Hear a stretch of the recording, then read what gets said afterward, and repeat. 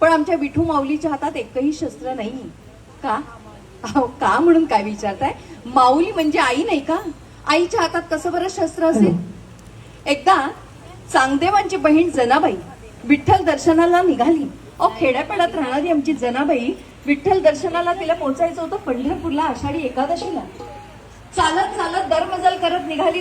नेसत्या वस्त्रांविषयी निघालेली आमची जनाबाई ओली चिंप भिजलेली, पोटात बुकेचा डोम उठला होता, पायात काटे रुतत होते, तरीही चालत चालली बाई तशीच. पोचली बाई एकदा पंढरीला. अखंड गर्दी बघून घाबरली, म्हणाली कसं मला दर्शन होणार बरं विठू माऊलीचं? पण विठ्ठल चरणाची ओढ आघात होती म्हणून देवळात गेली आणि कशी बाहेर आली ते तिचं तिलाच कळलं नाही. रागावली, संतापली, चिडली, म्हणाली काय एवढ्या लांबून जर का मी विठ्ठलाच्या दर्शनाला आले तर साधं विठ्ठलाच्या चरणाचं सुद्धा दर्शन झालं नाही मला. रागाच्या भरात तिची नजर समोर गेली मात्र आणि काय विचारता हो, राग कुठल्या कुठे निघून गेला. असं काय पाहिलं तिने? काय पाहिलं?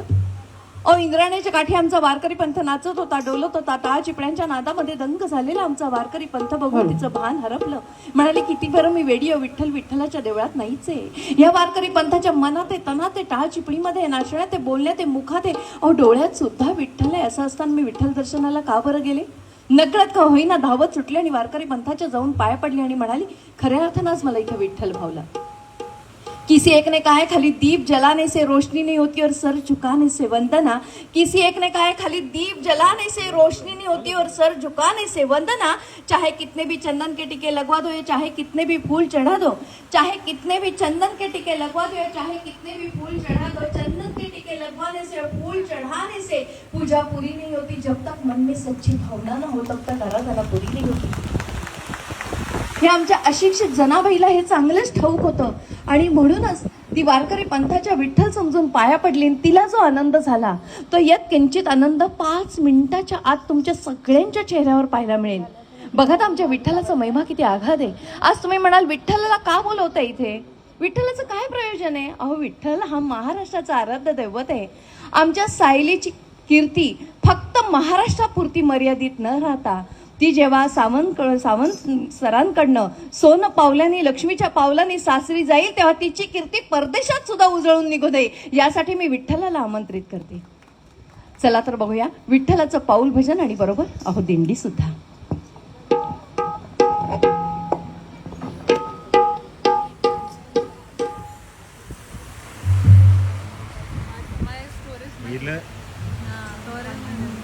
खेळ मांडियेला वाळवंटी ठाई, खेळ मांडियेला वाळवंटी ठाई, नाचती वैष्णव बाई रे, नाचती वैष्णव बाई रे.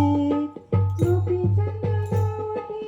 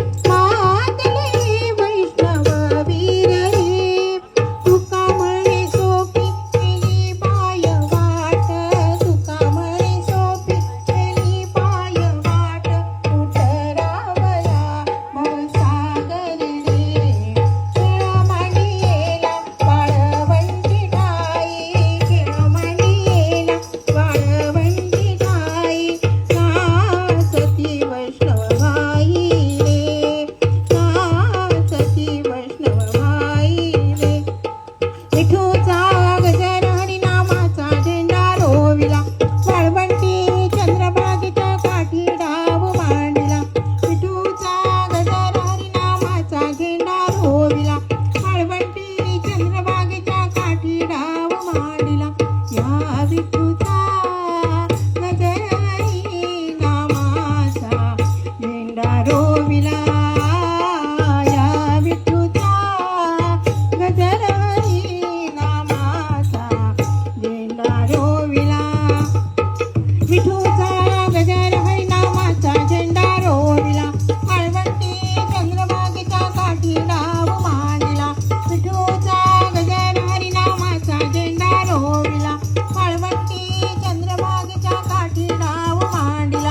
विठ्ठल